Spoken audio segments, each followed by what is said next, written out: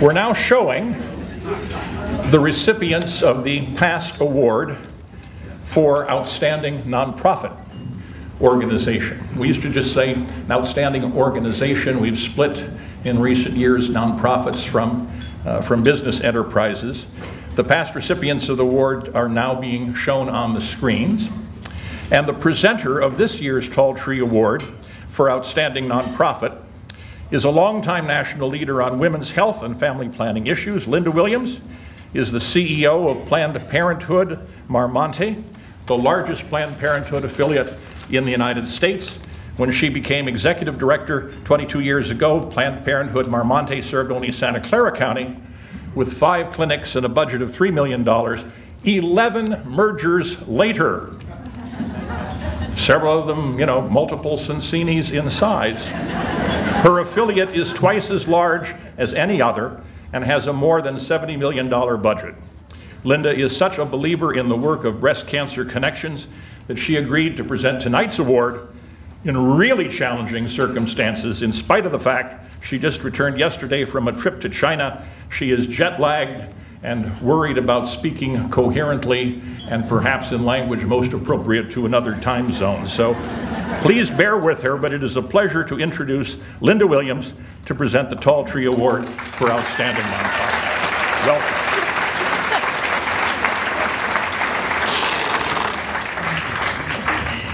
Thank you, Hal.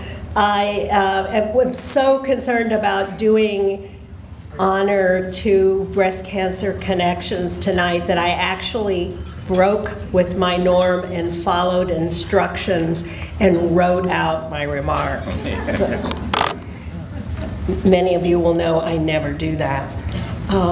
As a breast cancer survivor and emeritus board member, it's a truly special privilege to present the Tall Tree Outstanding Nonprofit Award to Breast Cancer Connections in its milestone 20th anniversary year. And I've been associated with them for 16 of those 20 years. Hopefully many of you in this room, and I know that a large number of you have attended BCC's annual breakfast event and been inspired as every year a young woman comes forward and speaks and describes the positive outcome of her perilous breast cancer journey made possible by the Gabriella Patzer program at BCC. This program provides free screening, diagnosis, and patient navigation to young, low-income women and men. Yes, men do have breast cancer, referred because of some concerning breast abnormalities. Since Planned Parenthood Marmonte is the largest referral source to the Patzer program, I want to emphasize its important and BCC's critical importance to Palo Alto and the communities around us with a different kind of story, a sadder story, one about what happens when BCC is absent in a community. Teresa, a recently widowed, uninsured 32-year-old with 3 young children, came to one of our health centers in the Central Valley with a large, painful mass in her right breast. She needed immediate testing and diagnosis, but there was no Patzer program in this town. Toward the end of the 12 long days of relentless persuasion it took our staff to find services for her, she disappeared. 4 months later, she came back to the health center, pale and gaunt. She had gone to say goodbye to her mother in a remote village in Central America. At the point she returned, her aggressive cancer was very, very advanced, and she virtually had no chance.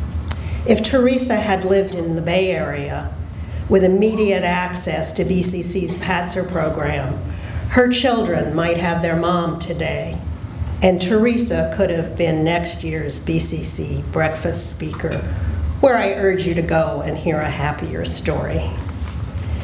To celebrate Patzer and all the wonderful free Breast Cancer Connections programs and services so crucial to the very individual and personal journeys of those touched by breast cancer. Please welcome iconic co-founder of BCC, then Community Breast, yes, iconic, Jill, and board member Jill Friedenrich, a strong organizational leader through every one of BCC's 20 years. And come on up.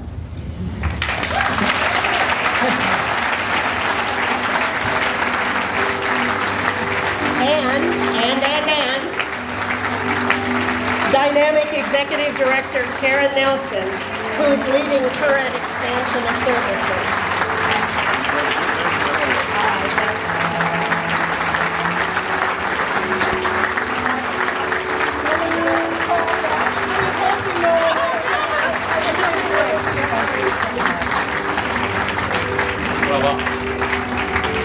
And here is the tall tree. Oh gosh, thanks.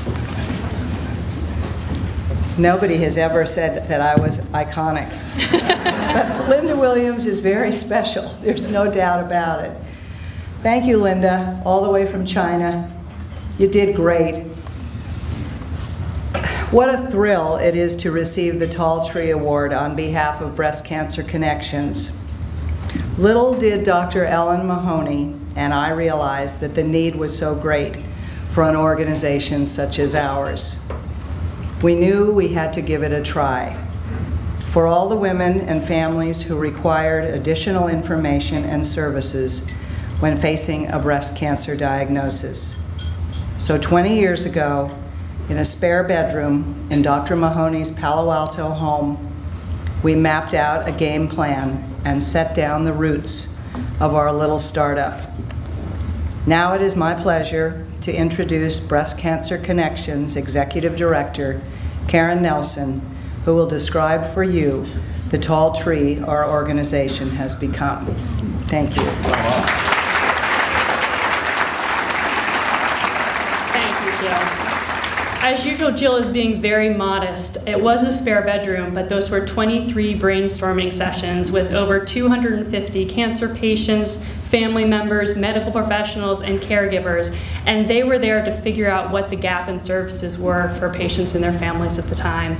So using the information they gathered, a core group of volunteers, many of whom are over here tonight, developed what BCC's first programs and services would be, and that at the time was the Community Breast Health Project. And by the end of that first year, it was clear that this organization had become a unique community service, and we were providing comprehensive, personalized services in an atmosphere of warmth and compassion. Today, BCC remains unique in our ability to tailor our services to each individual, offering a combination of high-quality medical information, practical support, and emotional help in a very non-institutional setting. If you've ever come in, it's all about the couches and being comfortable and feeling like you're back in that spare bedroom or in someone's living room. We really believe that we're a complement to the medical care, and we also provide access to those who wouldn't have it, as Linda said. Our programs aim to ensure that absolutely no one faces breast cancer alone, and we want to support each individual on whatever their journey may be, and we recognize that that is different for absolutely everyone. And what we're doing is we continually adapt our programs and services to help those in need and fill the gaps that we have here in our community. So right now we have over 35 programs and services that include support groups. We have a buddy program, which is a peer-to-peer help. We have a helpline. We do personalized research for someone who comes in and may have a pathology report they don't understand and want some help and want to know what decisions they're going to be making. And we have a weekly Q&A session that started right after BCC was founded that's still been going strong since that first day. As Linda mentioned, our largest program is this Gabriella Patzer program that provides early detection services for people who otherwise wouldn't be able to afford that. And all of these services are completely free of charge. So in the past 20 years, because we're celebrating our 20th anniversary, BCC has supported over 20,000 individuals in our community, and over 6,000 of those were part of our underserved community, which we've been helping. So, yes. Applause. BCC would not be where it is today without our volunteers, and we still continue to be incredibly volunteer-driven. This last year we had over 400 volunteers, and they donated 7,173 hours, but who's counting? So, I know. We have been supported by an amazing group of individuals and foundations and corporations in this community, and without them we wouldn't be able to provide all these services for free. And I'd like to acknowledge a few of our locals. That would be the Palo Alto firefighters, if you saw them running around in their pink t-shirts in the month of October. All the shops at the Town and Country, the Stanford Women's Golf Tournament, the Gunn High School volleyball team, Evia Restaurant, the Garden Court Hotel, the Palo Alto Community Foundation, the Palo Alto Weekly Holiday Fund, Stanford Hospital and Clinics, and the Palo Alto Medical Foundation, along with many, many, many individuals who live in this town. So thank you, thank you, thank you.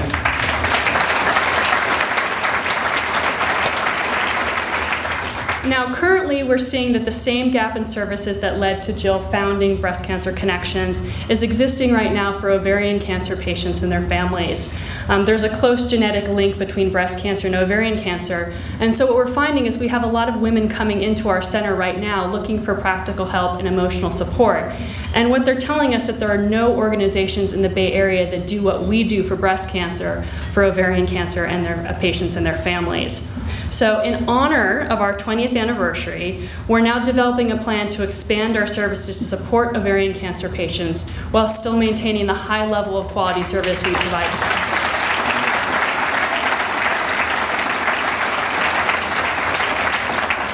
So, and we also want to invite you to come to our 20th anniversary gala on September 22nd at Judy and George Marcus's house. You probably know them. They're also incredible supporters of this community, and we would just love you to be there with us to celebrate the 2 decades of service.